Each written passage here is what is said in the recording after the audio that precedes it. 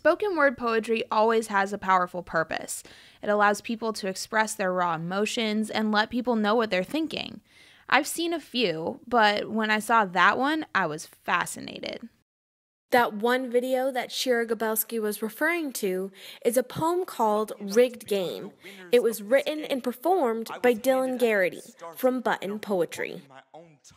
But the winners of a rigged game should not get to write the rules.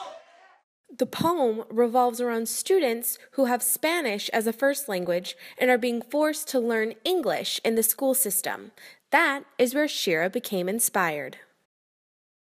Spanish-speaking kids were left behind. Schools forced them to focus on learning English instead of their home language. And because of what I do for a living and being a deaf person who signs, I could see a lot of parallels. Shira has teamed up with others to translate this poem into ASL. They started a Kickstarter campaign and are well on their way to fully funding the video production. We can translate the poem into American Sign Language, and that can become a tool to discuss deaf education, early intervention, and show policymakers how important it is to have American Sign Language in deaf education. We got the chance to sit down with Dylan earlier. He says that while he performed the poem over a year ago, its meaning still holds true today.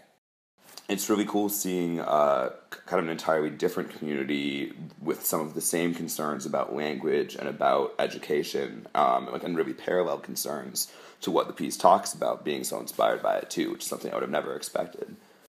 If the campaign is fully funded, it will be released sometime early next year. It's really all or nothing. So that's why we picked the Kickstarter to, see if the community is committed and interested in this project. You can go to our website and find a link to the campaign. You'll be able to donate up until December 10th. Until then, Dylan says that he is quite impressed with all the work they've done.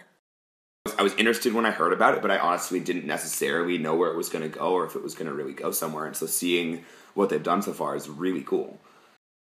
Telling them it is their fault. They can't find a way out.